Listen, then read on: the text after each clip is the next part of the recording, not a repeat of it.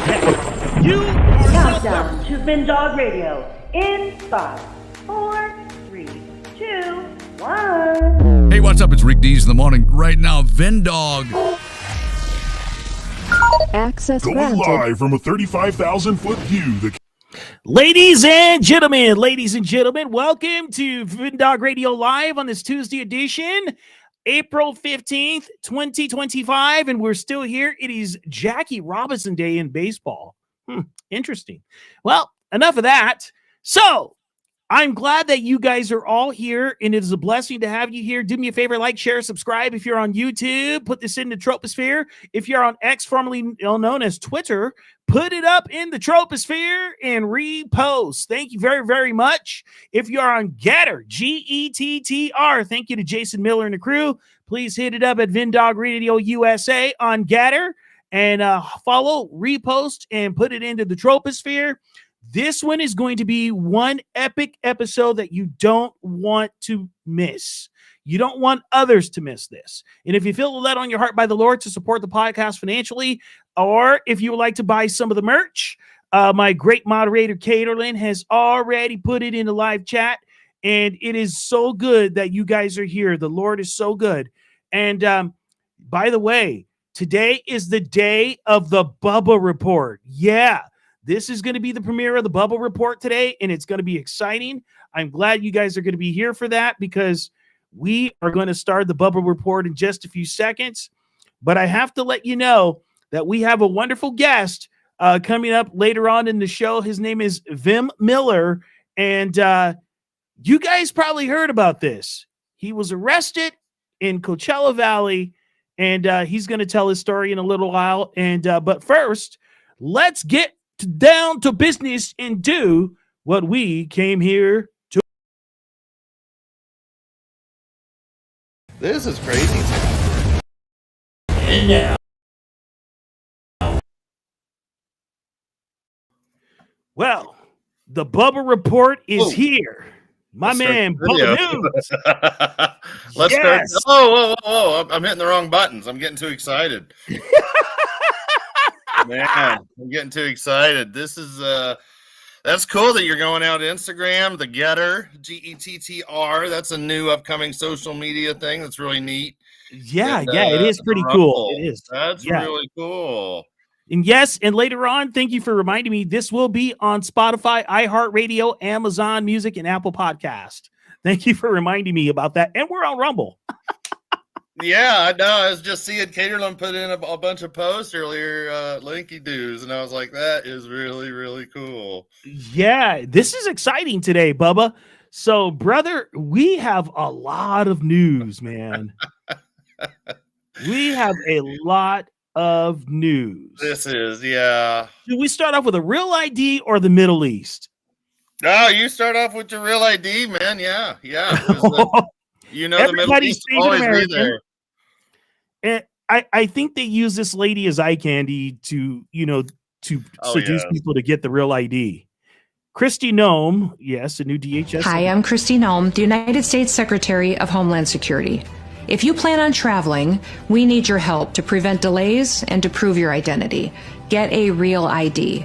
Starting May 7th, you will need a real ID to travel by air or to visit federal buildings in the United States. Wow. These IDs keep our country safe because they help prevent fraud and they enhance security. Please do your part to protect our country.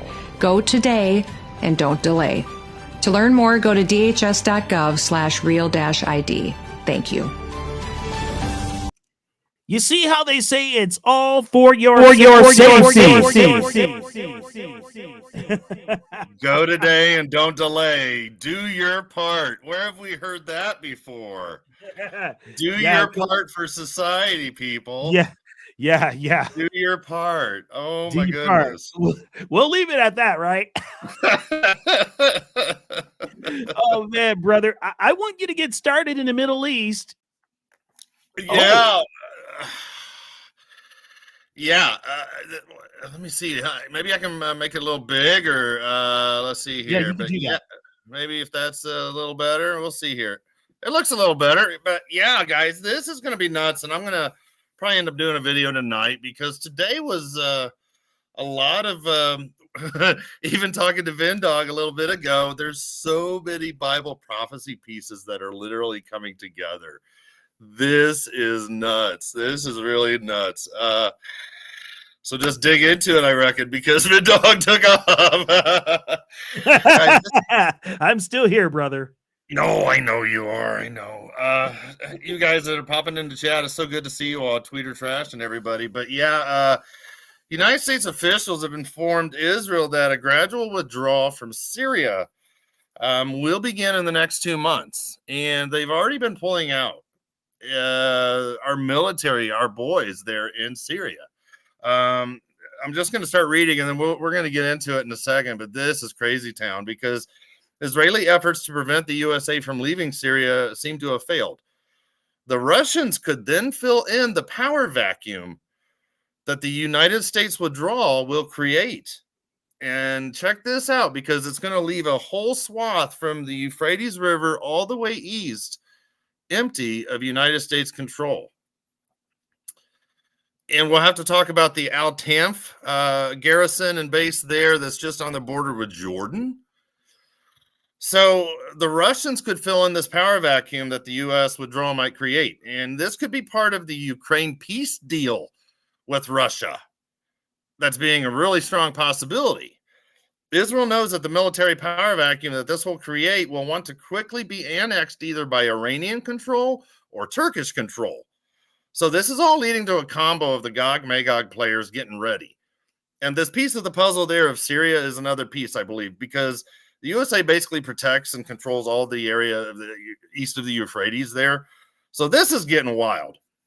Let's go to the next one. And and there's so many maps out there too of the Gog-Magog war. And this is just one of them, right? So this is just one map of the Gog-Magog war. Thus says the Lord God, behold, I am against you, O Gog, prince of Rosh, Meshech, and Tubal. And all these areas are basically Turkey and going into the stands there and into Russia. Armenia, Tajikistan, all these areas.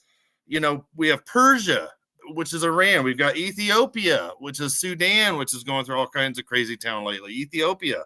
We've got Put with Libya, Morocco, and Algeria that are starting to get together. Gomer with all its troops. And Vindog and I were talking because it's very possible that Gomer could be Ukraine. This is true. Yes. I did say it's going to be Gomer and not Gomer Powell either. Yeah. Because I still see something happening, and they want Zelensky out, and it's almost like because Putin wants to take back every NATO country that joined after 1997. So he wants them back under his watch, and this could be forming into a lot of this, and this is why I threw this up here, because up here next to Russia, which is yellow, as part of the Gog-Magog players, you've got Ukraine. In between them and Turkey's the Black Sea. And we've always heard and studied that, Gomer's Germany. And that's very possible. And if that happens, that'd be nutty, Professor, as it is, because they've been being sold the Arrow 3 missile system by Israel. Yeah, absolutely.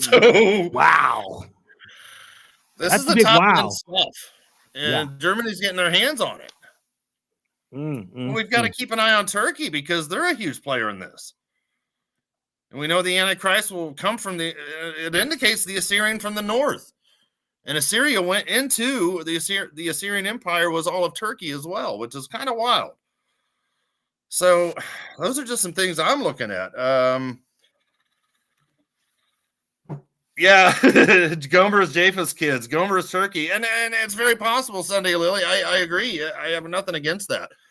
Even going back for the Table of Nations there in the maps there from Genesis 10. I mean, there's so many cool maps out, but I mean, we've got a general idea, like Libya, which is Put. We've got Ethiopia, which is Sudan and Ethiopia down there, probably into Somalia.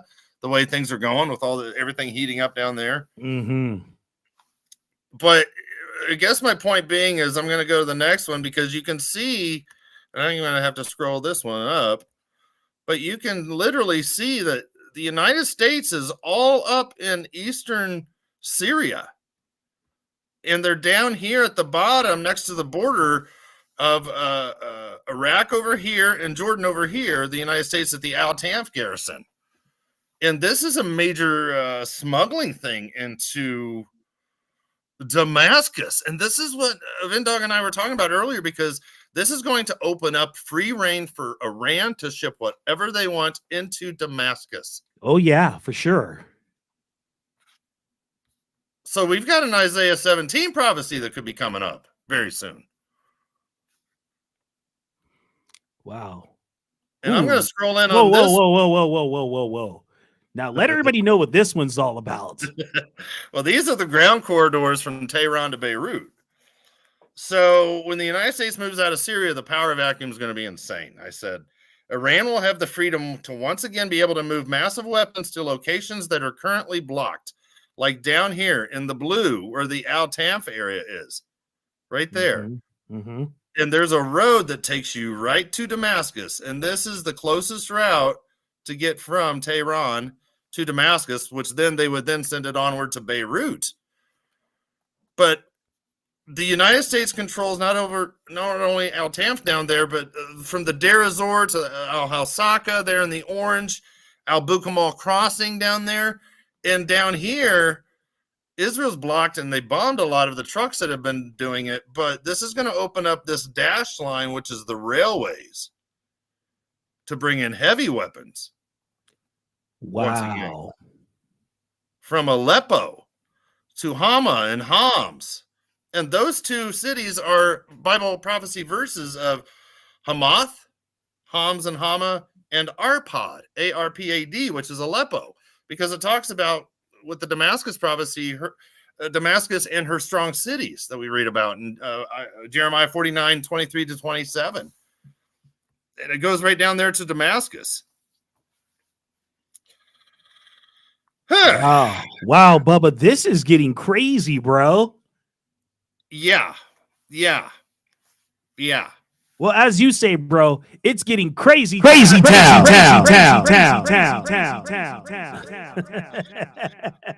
I mean, and I'm going to spread this open, the Iranian corridor.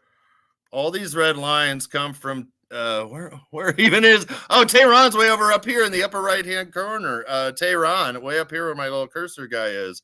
And there's three main routes that come out of Iran, Tehran, that can go right into. Oh, that's the other thing. They'll be able to, if the U.S. will eventually move out of up here in the northeast corridor of Turkey as well. So you've got all these that are going to open up, and now Tanf right here is going to open up with the M2 highway there to Damascus. So this is going to be a huge thing coming up, the corridor for the But you know what? Even with the U.S. getting out of here, and even down here, if we get out of Al-Tanf down here in the blue next to Jordan and Iraq, this could allow even more so for the armies of Syria or Iraq to move in with the unsuccessful siege coming in, I believe, for the Psalm 83 war. This is what I'm saying. All these things are like starting to come to pass. So the way you're predicting this right now, and you're following scripture, of course, you're saying that the Psalm 83 war is going to take place before Ezekiel 38 and 39, right? I believe so, yeah, because you've got every single Psalm 83 war player from Egypt, Jordan, Saudi Arabia, Syria, Lebanon, Iraq. They've all been fighters against Israel over thousands of years. But none of the Ezekiel 38 players have ever had a battle with Israel. Russia's never had a battle with Israel. Turkey's never had a battle. You know what I mean? Sudan has never had a battle with Israel. Morocco, Algeria, Libya, they've never had a battle. That's that outer, the inner circle, outer ring kind of scenario. And it's like the Psalm 83 war takes place beforehand, which then opens up the floodgates to allow all these other armies of surrounding them to march in. So hold on, Nancy West, you're making me hungry, my friend. Chocolate chip cookies. Oh no, we need to get some chocolate chip cookies then, because Kato's got her cookies going. So the Pentagon's planning on moving out actually most of the 2,000 troops that are stationed all over eastern and northeastern Syria, and will consolidate these troops that are left at a smaller number of bases. They're going to transfer them to our U.S. bases in Iraq. Basically, it's a moving game because they want to kick us out of Syria. And the United States is like, oh, okay. But Trump believes he needs to, his point is we need to move out our boys because Turkey and Syria could go to war and our boys would be right in the middle. Well, if he'd read his Bible, he'd know that Turkey and Syria are not going to war and the Israel, anyway. So, yeah, this is going to open it wide up. In the past 3 weeks, large U.S. military logistic convoys have moved equipment out of bases in Deir ez-Zor, and that's right there. Deir ez-Zor, there, right there where that little airplane is. So they've been moving them out of the bases towards Iraq, indicating a preliminary move to draw resources away from areas that could soon turn to Damascus. But the U.S. is also encouraging us to get out because the U.S. is supporting the establishment of a new regional alliance. And 4 of them are Psalm 83 war players, which I found interesting. They want to put together Syria, Iraq, Turkey, Jordan, and Lebanon together, with no Iran as part of the picture. And their excuse under Trump is that this will be used against ISIS insurgents. No, this is starting to unite a bunch of people together to be against Israel. But the U.S. and Trump thinks it's a good idea, so they're behind it right now. I'm like, okay. Meanwhile, they're just fulfilling Bible prophecy. I mean, this is the Al-Tanf garrison down here, and right down here in the southern part is Jordan, and over here is Iraq, and things would come right up the M2 highway right there. You know, the crazy thing about all of this, they have no idea that they're fulfilling Bible prophecy. No. But this is good. This is good. And even today, the Turkish army, I had to translate it to Arabic. It was bringing more heavy logistic vehicles and armored vehicles into Syria from Turkey. So Turkey's moving in. Turkey's moving into Syria. But check it out. This is crazy because these are some of the ways and directions that Israel could attack Iran. So Israel's taken out the majority of the Syrian radar and Iranian radar installations in Syria, as well as Syria's anti-aircraft missile capabilities over the past year.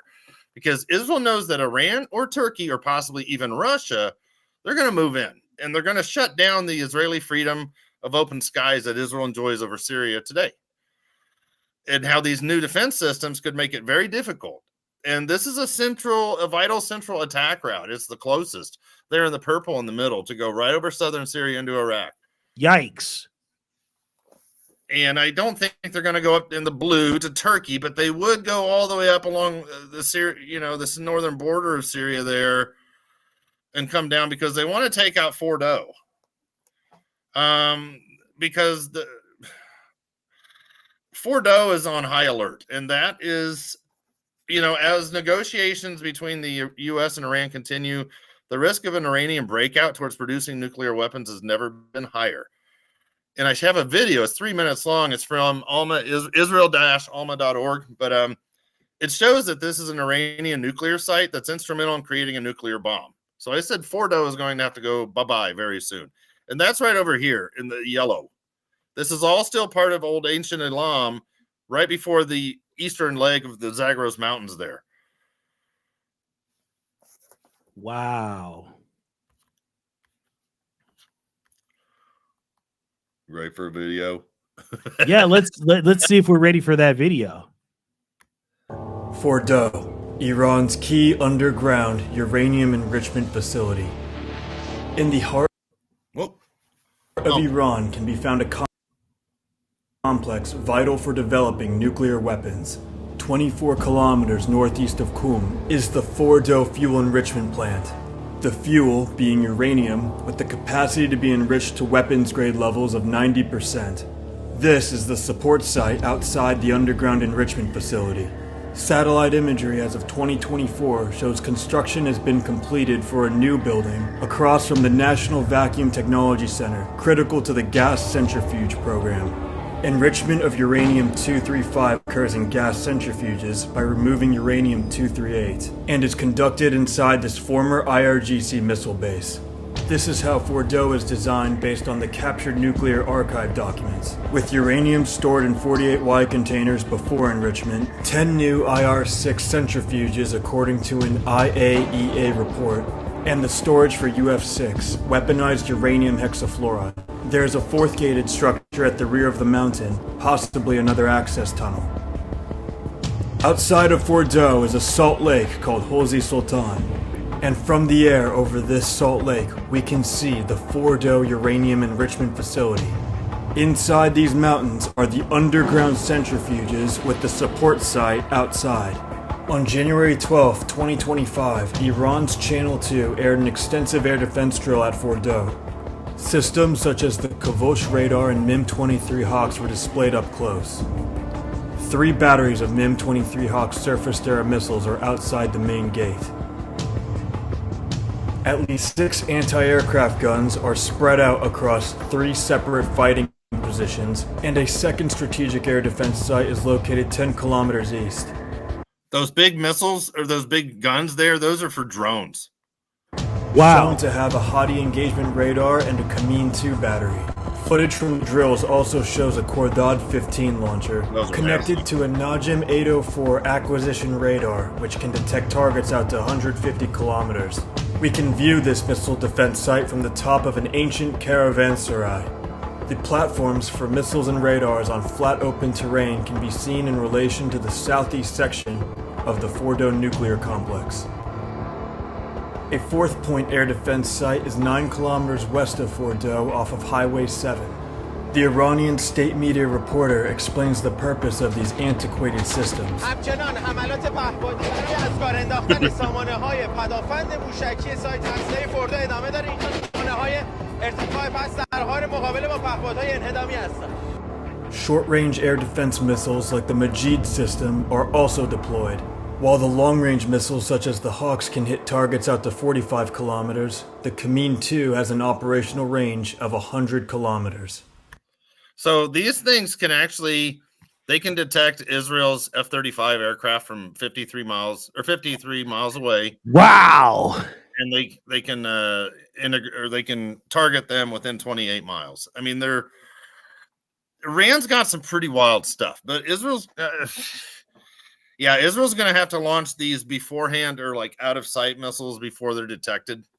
And as soon as Iran turns on their radar, they're like a flashlight in the fog. You see it before they see you. Right. Somebody's probably asking, Vin, why are you taking yourself out of the video? It's because I'm making sure that we stay relayed on the air on all the platforms. That makes sense. Yeah. But yeah, Bubba, this is interesting. And this is all like the whole paradigm is being put together. The whole puzzle is coming together to line up for what we know is going to be the road to the photo finish. Yeah. And, this is crazy too, because the stuff with Hezbollah is not over. No, not at all. Because there's been recent reports that Hezbollah is allegedly willing to agree to discuss disarmament, but this doesn't align with reality. Yeah, of course. Absolutely. And I got to tell you, man, the Bible is more alive today than ever. But check this, I totally agree, but check this out at the bottom. They're actually bringing in weapons into Sudan, which is part of the Gog-Magog players. Wow. That's what I mean. They're bringing it up to Sudan. They're taking it up through Libya, which may or may not be part of the Gog-Magog, but we know, Morocco. But yeah, I think they are too. No, Libya is. Sorry about that. But yeah, they are bringing it up to Libya over to Beirut. You've got flights coming in from Turkey. You've got flights coming in from, and what Iran does is they'll take stuff off from Tehran and they'll land it in Baghdad, Iraq. And then Baghdad, Iraq will then fly to Beirut and try to be out of the the limelight of the corridor of getting the missiles and weapons to, but this is getting crazy because Hezbollah is already preparing the entry points in Lebanon and may even be preparing to receive the contraband and the open sea. In other words, their ships are going to meet the other and they're going to offload it over theirs right in. All right. Everything is holding steady. All right. Good. Man, I got to tell you, man, the end of the age is approaching. Well, we're working towards the beginning, not the end. So we're good. Oh yeah. Hey, And they're- Bubba, let everybody know where they can follow you too, my brother, because there are some people that are new on the channel that I'm looking at, and they said that they want to know how they can follow you. So, and this is on Yeah. Getter. Oh yeah. Bubba News on YouTube. Yes, please. Or Bubba News on Telegram. And you'll see my little red icon, whatever, there in the corner. But the little red TV news little thingamajigger. Yes, and you can also catch him here for the first 20 minutes of the broadcast for the Bubba Report every Tuesday, ladies and gentlemen. So please put that on your calendars. Every Tuesday, we bring you the real news, Bubba News style, my friends.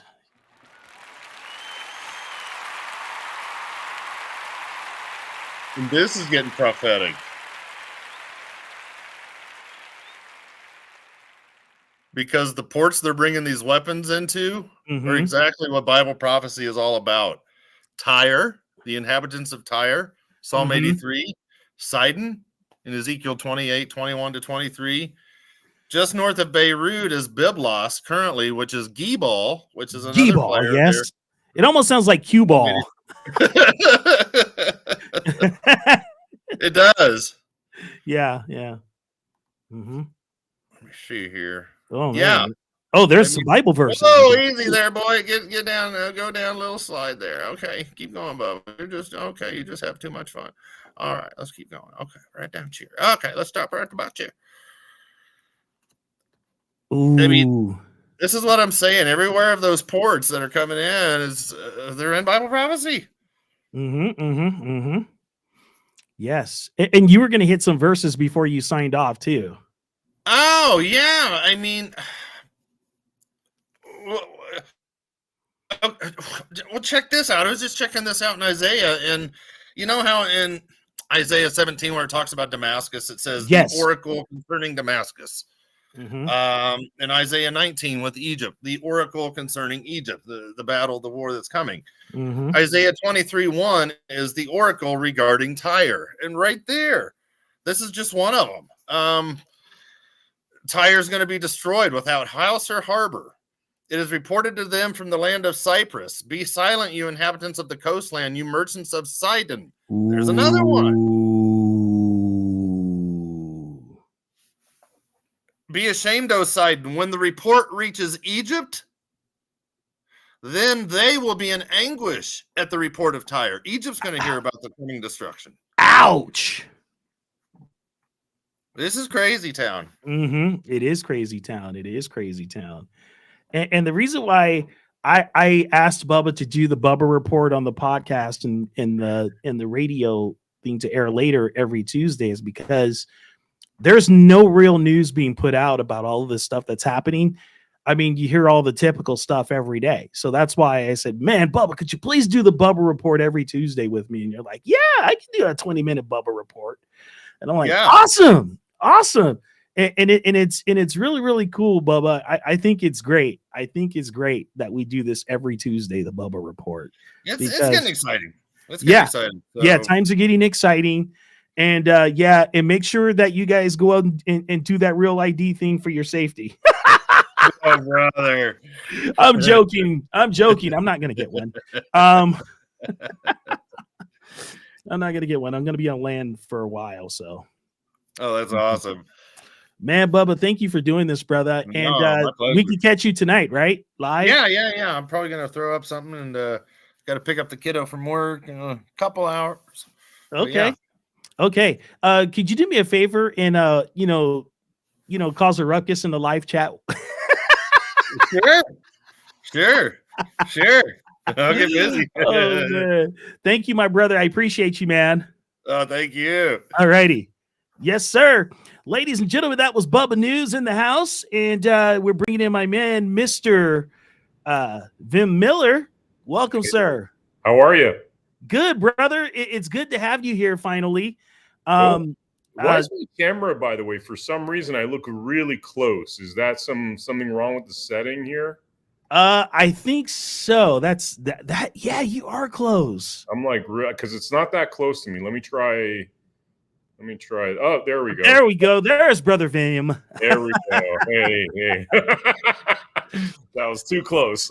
Yeah.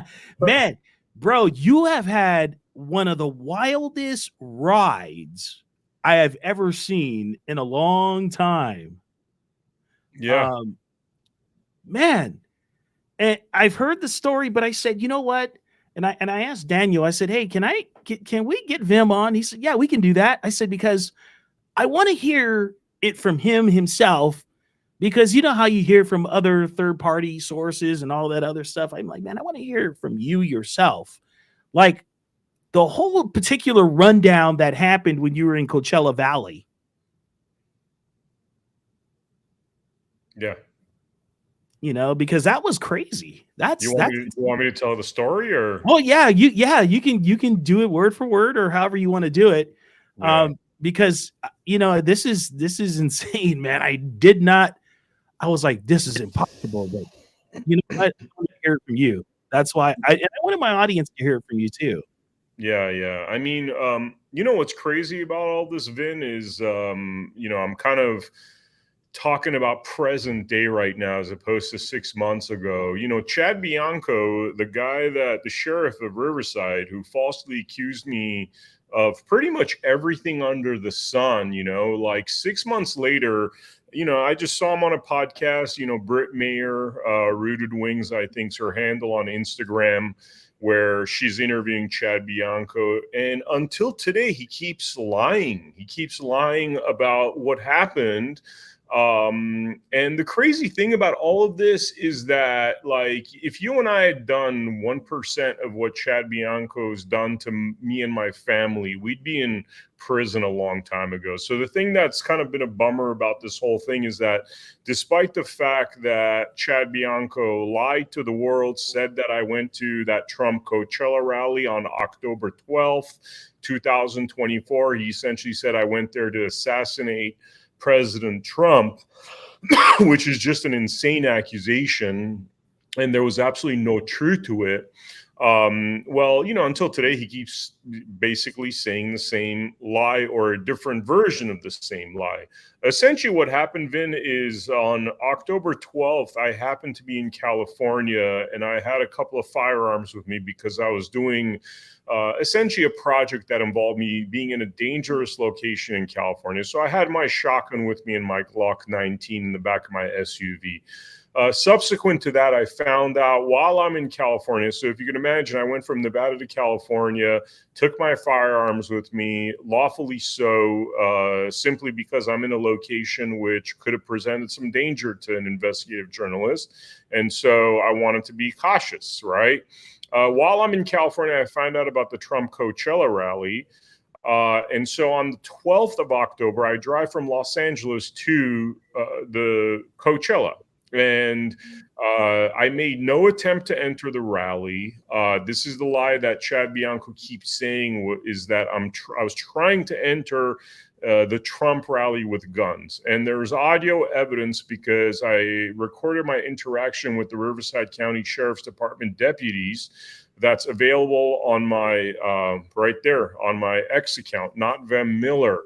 The pinned video actually has the audio recording of my interaction with the sheriff's department. And what's very clear in this audio recording is that, firstly, I was making no attempt to enter the Trump rally. Secondly, I was the one that, prior to even trying to enter the parking lot of the Trump Coachella rally, and this parking lot I'm referring to is a special entries invitee parking lot, which is 1 mile away from the actual entrance of the Trump rally. So a literal 1 mile distance. I didn't even attempt to enter this parking lot. I drove up to a deputy, and being a Trump team leader, having run as an America First candidate back in 2022, being involved with the Trump campaign, having gone to a lot of different Trump rallies and Trump events, including private events where it was President Trump and maybe 100 people. And by the way, a month and a half ago, I was at Mar-a-Lago, which was kind of like a funny thing to be at. This was 5 months after Chad Bianco falsely accused me of trying to assassinate President Trump. And lo and behold, on February 18 of 2025, I'm in Mar-a-Lago with Trump within feet distance from me, right there. And this is a privilege that I've enjoyed because of the media work that we do. And this is also because I've been involved in Republican politics for the last 4 years, especially in Nevada, where I ran for office. So I've had the privilege of being in spaces like this with President Trump, with his team members. And other than this one, frankly, insane incident where Sheriff Chad Bianco wanted to essentially make himself out to be some kind of fake hero of false valor is what I always say, because he entirely fabricated something that was not happening, that has no grounding in truth, in order to make himself look like a hotshot in front of the world.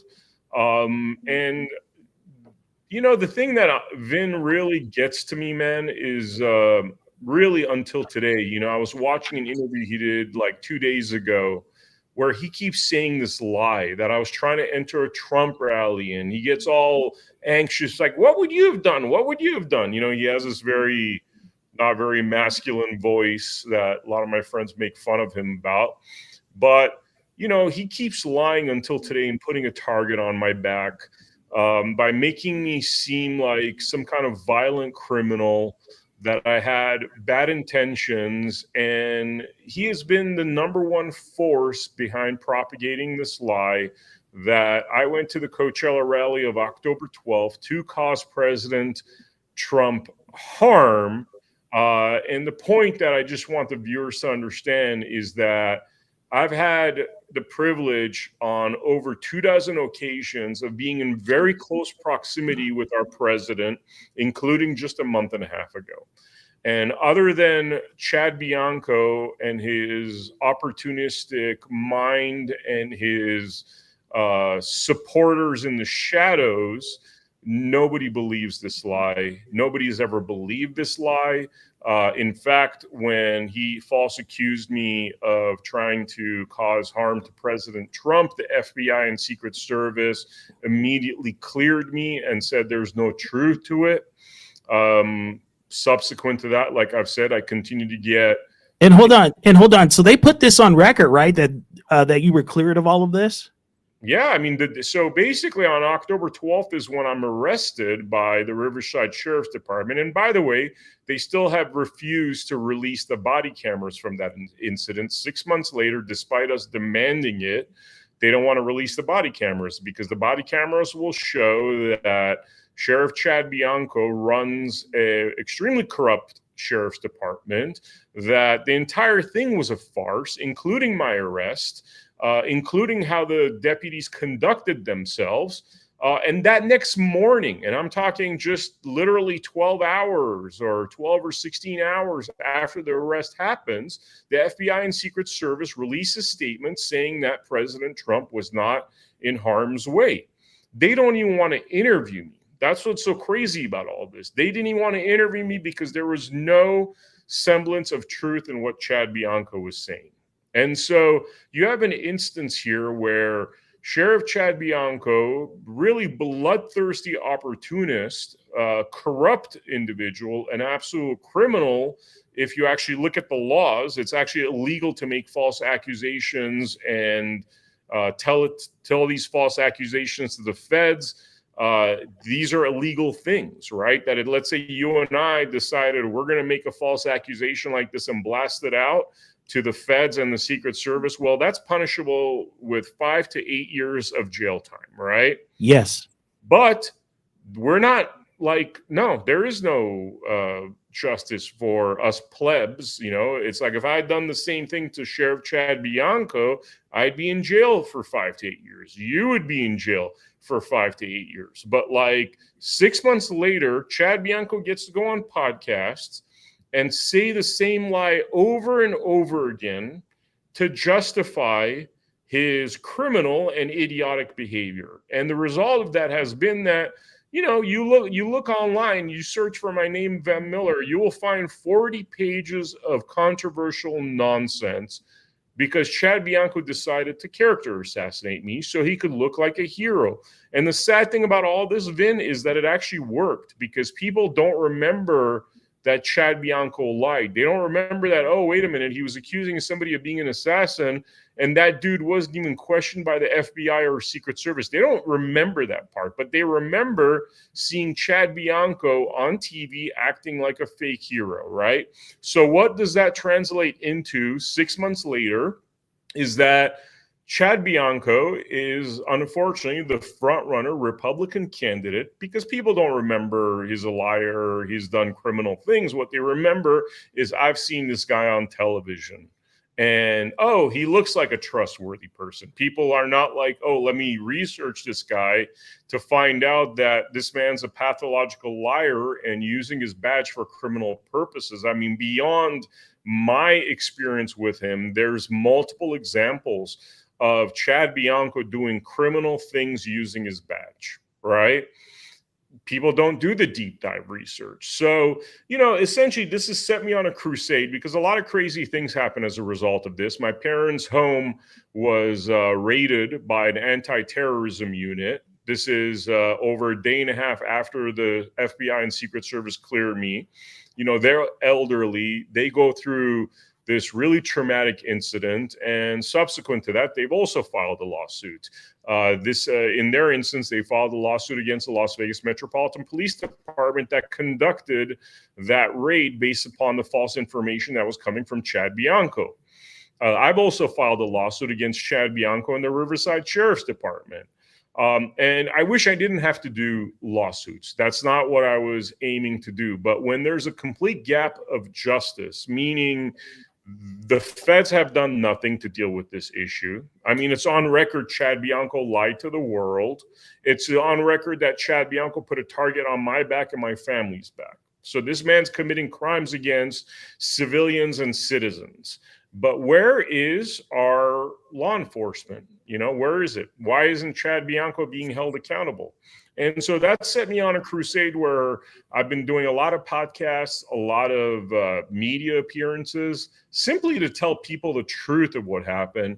And for anybody that, has questions or doubts, simply go to my, there's multiple places you could go to. You could go to my X account, not Vem Miller, and watch the pinned video there. That's a 12-minute preview of the Third Assassin documentary. You could go to AmericaHappens.com, which is a network that I run with my business partner, Mindy Robinson, where there's not only the 12-minute video I just talked about, but also a lot of interviews with whistleblowers and informants that talk about the horrible criminal behavior of Chad Bianco and what he's gotten away with since he was made sheriff of Riverside County. You could go to my website, vinmiller.com, and there's a lot of links there that show, again, Chad Bianco's criminal behavior, also the truth about this Third Assassin hoax. And so whenever people are watching Chad Bianco do an interview and he says stuff like, oh, Vem was trying to enter a Trump rally with guns, well, just listen to the audio recording, which shows clearly not only was I not trying to enter the rally, I even offered the police to hold on to my guns if they were to let me park my car. And then once I parked my car, I would have to exit my car and walk 0.8 of a mile by cutting through the field. It's 1 mile if you drive to the Trump rally entrance. Cutting through the field, it's more almost a mile, 0.8 miles, right? It's very clear that I was nowhere near the Trump rally. What I'm trying to say is I was a mile away from the Trump rally. Even if the police officers let me park my car and I got out of my car, I would have still walked 0.8 miles to get to the Trump rally. But what you hear Chad Bianco, every single interview, say that, well, he was trying to enter a Trump rally. What am I supposed to do? Well, what you're supposed to do really in that kind of incident is first and foremost, you shut the hell up and you investigate things before you get on stage and say that somebody is the third Trump assassin, that he's a lunatic, which is what he called me. He said that I had fake IDs, fake passports, fake entry passes. All of that was a lie, as he was trying to paint this picture of some crazy oh, he also said my car's disheveled or disarray. He said my car was in disarray. Well, lo and behold, my car's nearly a brand new car, 2024 model, and I have a receipt from the day before of this rally incident where I had my car cleaned, vacuumed, $31 receipt, right? Just the day before. But he wanted to paint a picture of this almost like a James Bond or a, Jason Bourne or like a Unabomber kind of guy driving up in his 1970s hoopty. His car's in disarray. He's got all these fake IDs, fake passports, fake entry passes, paints a picture of somebody that's there to do bad things. Well, none of it was true. Every single thing he said about me of criminal substance was a complete and utter lie. And so I've had to, spend the last 6 months of my life going on shows like yours, going on mainstream media shows, going on all kinds of appearances, just setting the record straight, And so that's what we've been up to. Yeah. What I hear from your voice is that you have no malice. You're just looking for the justice.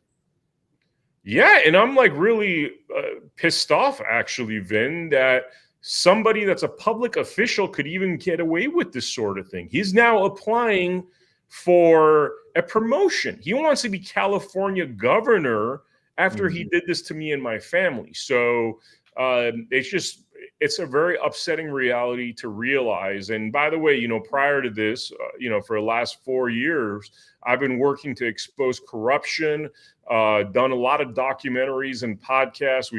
Our works resulted in, people becoming disbarred, judges losing their position, political individuals losing their position because of scumbag things that they did. So ironically, this has kind of been my lane for a sec now in doing this kind of content that exposes this kind of corruption. And then Chad Bianco decided to do to me what he's done to so many, like not him, but what corrupt officials have done to so many other individuals, and, ruin lives and that sort of thing. I mean, we've covered, for example, like the corrupt family law industry.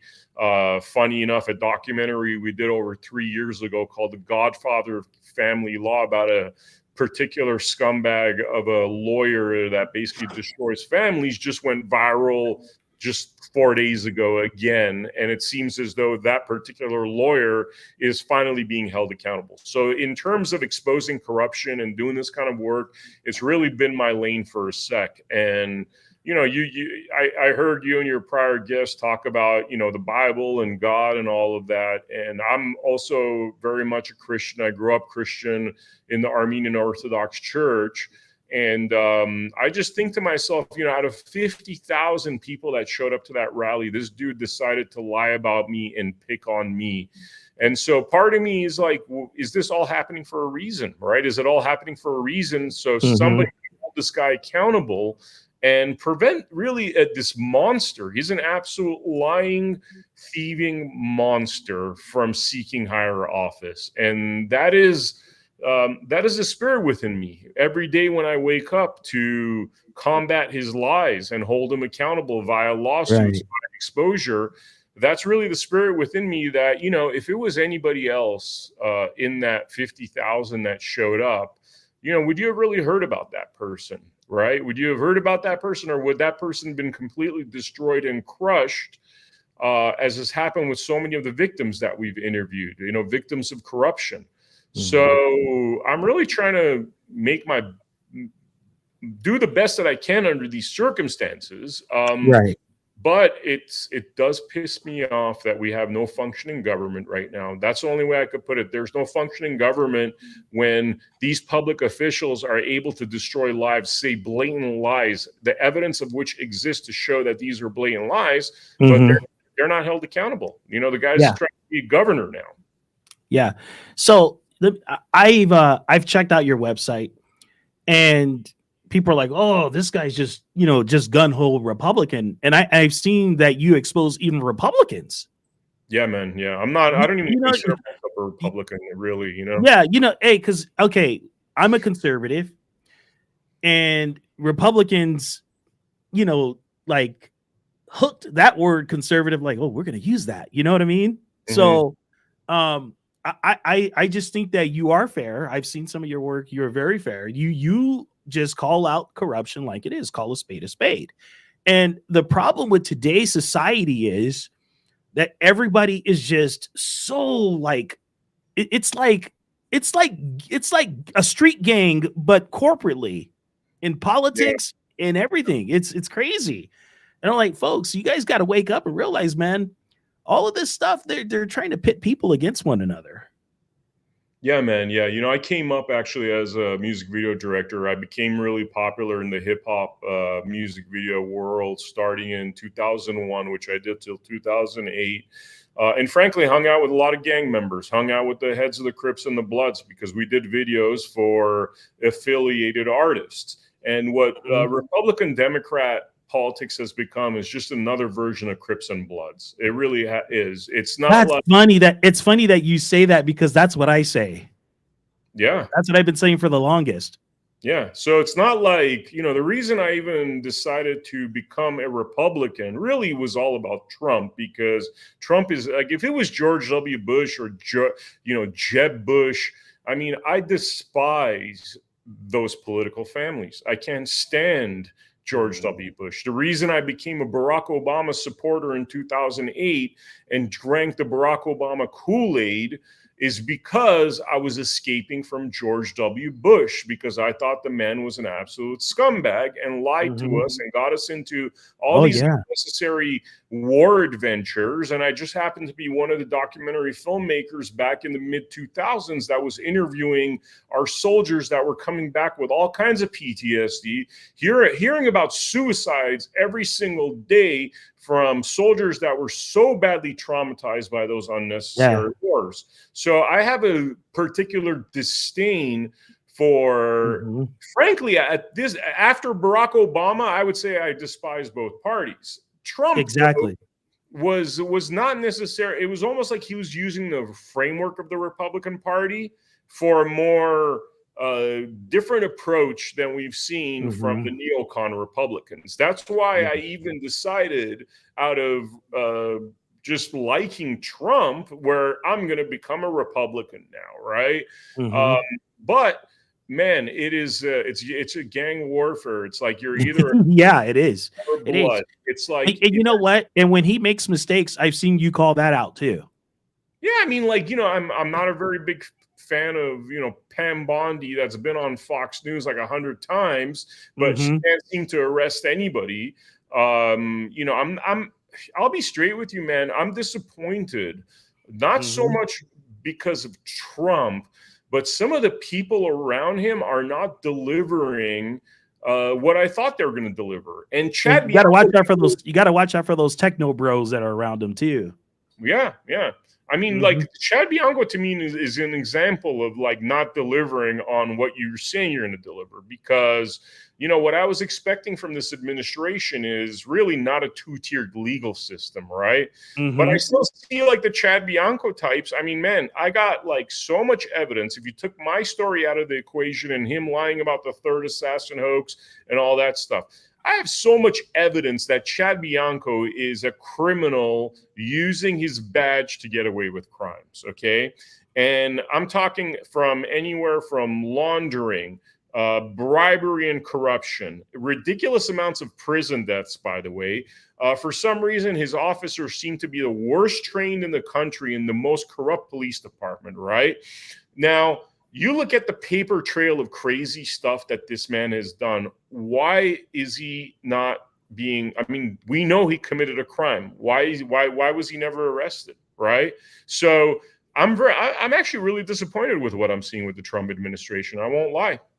I'm being patient, but it's kind of same old stuff, man. It's same old stuff. I was expecting there to be a lot more investigations and arrests at this point, but let's see. Maybe I'm being a little impatient. Maybe I need to wait a little bit longer. But having been so disappointed pretty much in every administration in my adult, lifetime, I'm not expecting the best from these guys.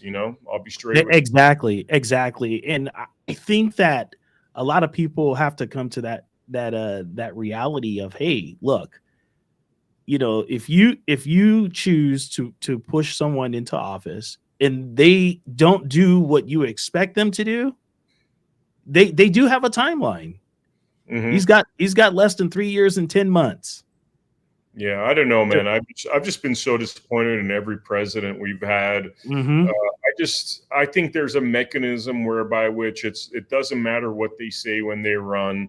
Once they get into office, certain realities hit them perhaps, and none of them seem to be doing what we voted for them to do. You know, it's January 6th is another big one. I've been very involved with some of the January 6th former prisoners, but also the people like Ivan Raiklin that have investigated that situation very, on many levels, and know that this was much more of a Fedsurrection than an insurrection. But what's going on with those? Why is it that people like Ivan and other supporters of his have the receipts that this was not what they lied to us about? And why isn't Nancy Pelosi and the people around her that made the Fedsurrection possible not arrested? Why are they not facing charges? Right. This hits home at this point, because before I used to talk about via interviews and via exposés and documentaries and working with people that have been involved in seeing these different levels of corruption.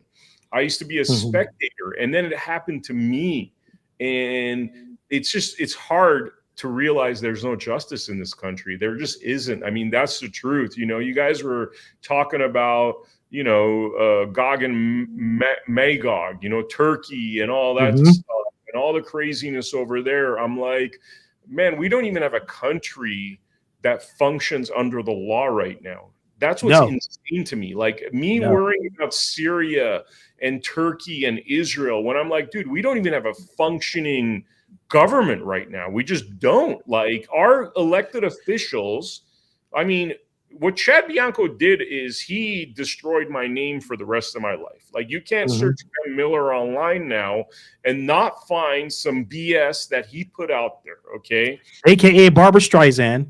It's what? Oh, I call it AKA Barbara Streisand on here. Yeah. Barbara Streisand.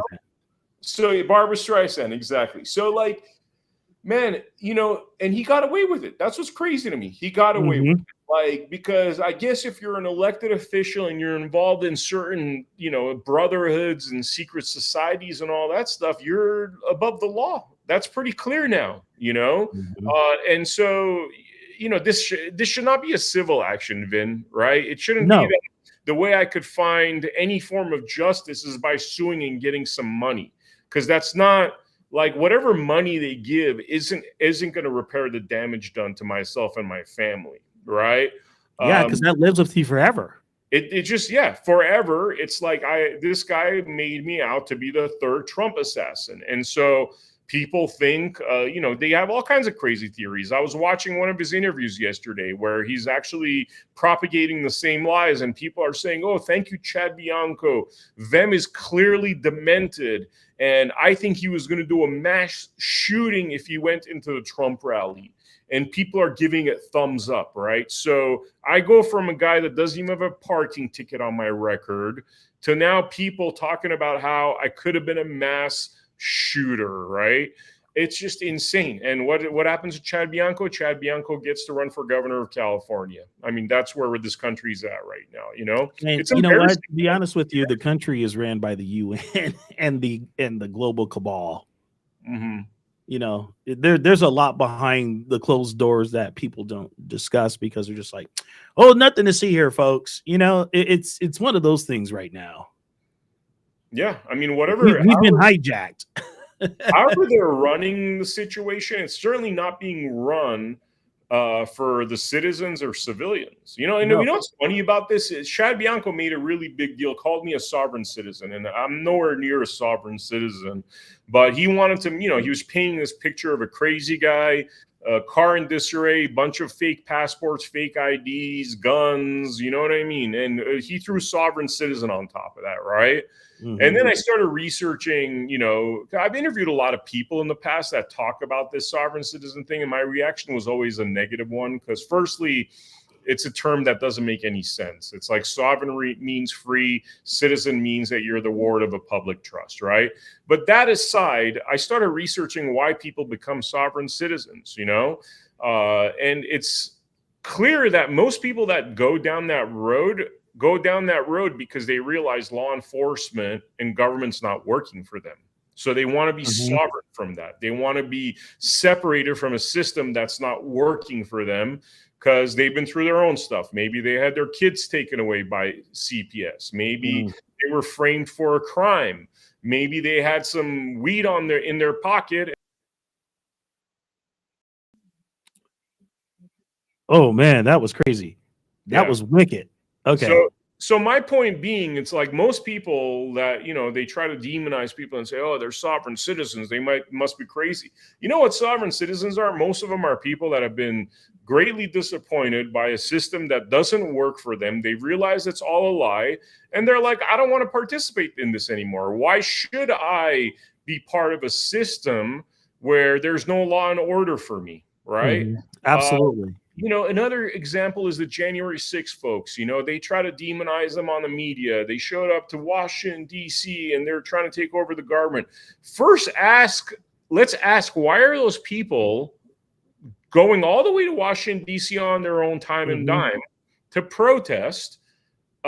Perhaps it's because government sucks and government doesn't run well, and people are just so tired of it that is the only output that they have, where they got to spend thousands of dollars in the winter cold. By the way, January 6th, most miserable time you could be in DC, freezing. Like, you know what I mean? It's like you got to be covered every part of your skin in order not to die out there. But people did that. Why did they do that? Because our government is non-existent when it comes to upholding the law for us plebs. That's what it is. Yeah. So you do a lot of shows. You do a lot of shows and documentaries now, right? I've been doing it for a while. Yeah, I mean, that's pretty much how I got my start.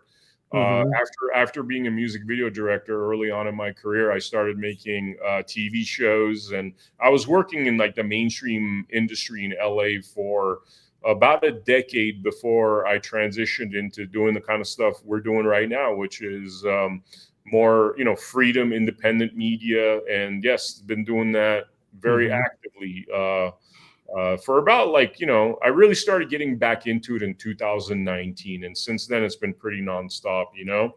You got out a lot earlier than I did. I did secular radio for about almost 20 plus years. Oh wow. Yeah. So it was crazy, man. Crazy stuff, you know. And I'm like, man, and that's what got me into this, man. You know, all the nonsense that I've seen going on in government. I'm like, man, this is not right, man. This is crazy. Yeah, it's nuts, man. It's really nuts out there, you know, and it's institutionalized corruption. I mean, if I could tell you guys a little bit about, you're out in Riverside, right? You're located in Riverside, or? Yeah. Parts unknown. Yeah, totally. I hear you on that. You know, man, so investigative journalism is part of what we do. We have a lot of people that help us with research and just diving into, you know, because the predicament for me became, okay, Chad Bianco went out there and lied to the world, and then he keeps doubling down and doubling down. I'm like, what is empowering Chad Bianco, right?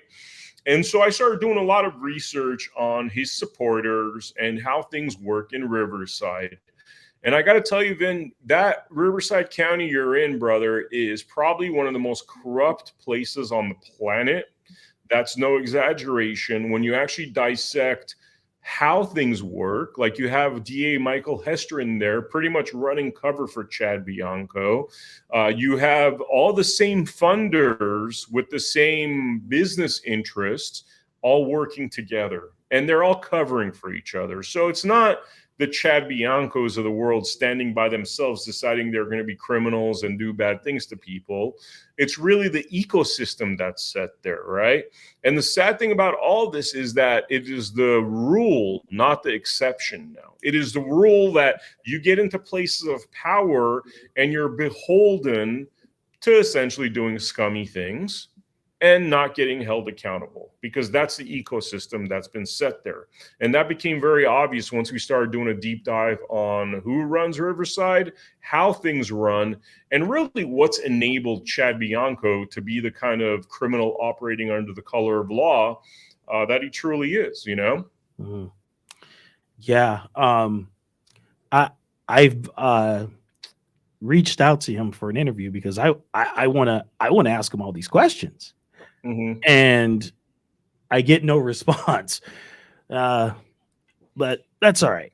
You know, he only goes on shows, by the way. I've noticed he only goes on shows that'll agree to his position. And what I find really interesting is that, so I've seen him on a number of shows. You know, he has a good PR person that's getting him on a lot of podcasts and stuff. And then I'll contact the person that's running that podcast, and I'll be like, dude, you just had Sheriff Chad Bianco on here, and all of the stuff he said is a lie. Go look at my, you know, listen to my recording and stuff, and you'll realize I wasn't trying to sneak guns into a rally and all that kind of stuff. I'm like, why don't you have me on your show? And the crazy thing is, thus far, none of them have had me on their show. I've been on a lot of shows like yours, and I've been on, I don't know, probably like 100-something podcasts and news appearances since this thing went down. But none of those shows that I've had him on, you know, and I wonder what's really going on there. What, I mean, wouldn't you want to hear both sides of the story? Wouldn't you want that's it? And that's what I'm all about. You know, I don't just take one side. I want to hear both sides of the story so that people from my audience can get, you know, the pieces of the story, and they can put 2 and 2 together themselves. Yeah. You know, because this is what it's supposed to be all about, especially if we're going to do independent media. Totally. Well, unfortunately, you know, there's like, you know, Britt Mayer recently had him on. I contacted her, you know, radio silence in terms of having me on her show. I know he just did one with Brad Leah, I think's his name. We're reaching out to him to see if he'll let me on. Because again, he's going on there and saying the same lie over and over again. And the subsequent response to that is that I'll get threats, I'll get weird voicemails, weird phone calls, because people are like, oh, that's a sheriff. If he's saying this guy was trying to enter a rally to harm Trump, he must be telling the truth, right? So it's set up a bit of a predicament. And I am relentless, though. I mean, I'm definitely very determined that ultimately Chad Bianco is going to be held accountable, and he's not going to be governor of California. I actually think he has zero chance of being governor of California. And frankly, I also am very suspect of the people behind him that are pushing him for this governor role, because, I mean, it's pretty obvious that he's not the kind of person that's going to get elected for California governor, right? The question to me becomes, why would they want to push a loser like that unless the goal is to lose? Right? Why wouldn't they want to push somebody that actually has the possibility of getting some Democrat voters, which you need in California? You're going to need like 10% of the vote. Like, for example, like an RFK Jr. Could win governor of California because he might pull 10, 15% of the pissed off traditional Democrat to actually pull out a win. But Chad Bianco with his, you know, Texas Ranger look and all that stuff, I mean, there's no way certain communities are going to vote for him. So why are they running a loser like him? That's a big question I have. Well, we're going to have to ask all these questions, and hopefully we get the answers. But brother, I really appreciate you coming on, because you know, I even told my buddy Dan, I'm like, dude, I want to get both sides of the story, but I'm glad that you responded promptly and quick, and I'm like, that's awesome. You know, you want to tell it how it happened on your end, and that's what it should be about.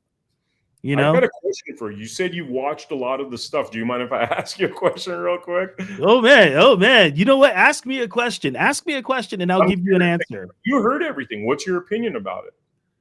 I think it's sad what happened to you. I think it's awful. Mm-hmm.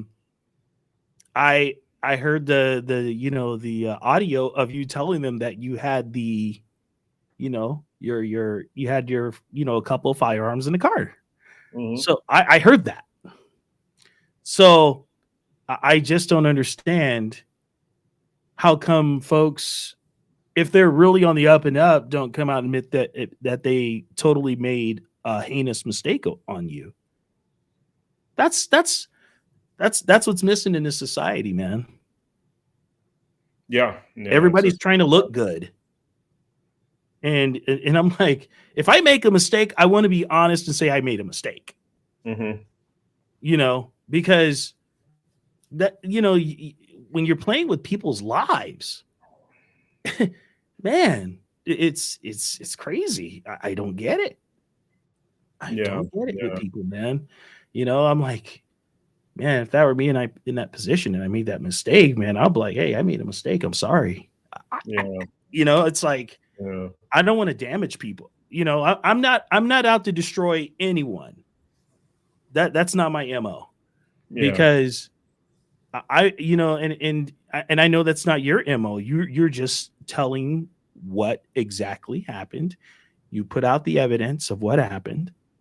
You put out the evidence of corruption, not just with law enforcement, but also with government on down.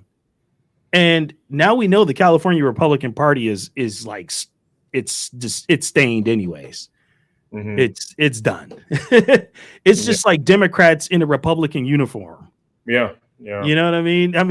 California Republican Party's been done for a long time. Yeah. So, I just don't understand. And it takes the people to stand up. It takes the people. But, I know that folks have everyday gigs and trying to support their families, but it takes people to stand up in your local communities and everywhere else saying, hey, we're not taking this. And hey, numbers matter. Numbers matter. People stand up together in the masses for truth and justice. Mm-hmm. You'll get truth and justice. But if you don't stand up, you get nothing. You get the same old merry-go-round every single time. Yeah. And nobody's jumping off the Ferris wheel yet. So yeah. Totally. Brother. But just so you know that this is also broadcasting live on Gator too. So cool. I followed you on that also. Oh, thank you. Man. And people, if you're on Gator, please follow my bro on there. He's got some really cool stuff on there. And I just hope that you get the justice that you're deserving. You know what I mean? Yeah, thank you. And I'm praying for your parents, bro, because man, that was heinous what happened to them. Yeah. That was heinous. Well, brother, thank you for coming on, brother. And I'll have to talk to you about doing something, some documentary type series on some stuff, man. Totally. There's some stuff that I'm interested in putting out there that you might go, wow, that's crazy. Let's do that. We love doing stuff like that. And I mean, one thing I want to say in closing is after 6 months of not seeing any accountability for Chad Bianco, I'm at a place where I think all this work that we've done in the past, for a few people that are actually willing to check out our work, simply go to americahappens.com and our Rumble channel. You'll see that for the last 5-6 years, we've been going pretty guns blazing in terms of exposing corruption. And I wonder if part of this was punishing the truth tellers, that once I drove up and I said, hey, my name is Vem Miller, I got a couple of firearms, the audio that's available on, my X account and on America Happens, I just wonder how much of this was these shadowy figures in the background that were like, oh, we got him. Let's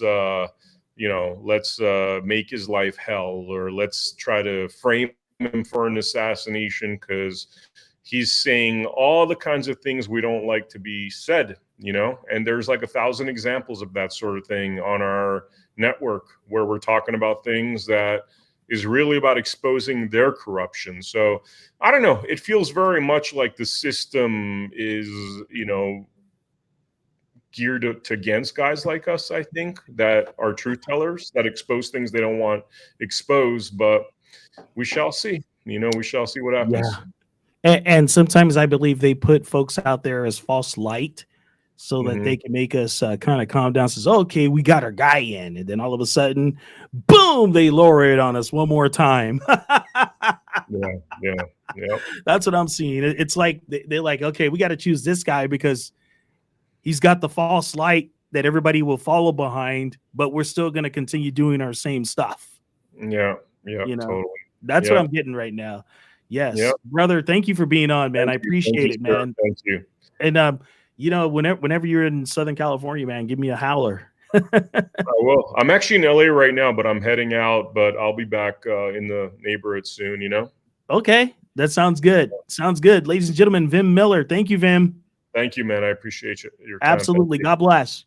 All right. Thanks. Ladies and gentlemen, thank you so much for watching. God bless you. Take care of one another and love one another. And don't forget, tomorrow, every show on Rumble is going to be at the same time as our YouTube show. But before we go, I want to show you this video. This was from Palm Sunday in Jerusalem. This was really cool. And I thought I'd share this with you all before we go off the air. Share some goodness for you. You guys ready? Let's do this, guys. There we go.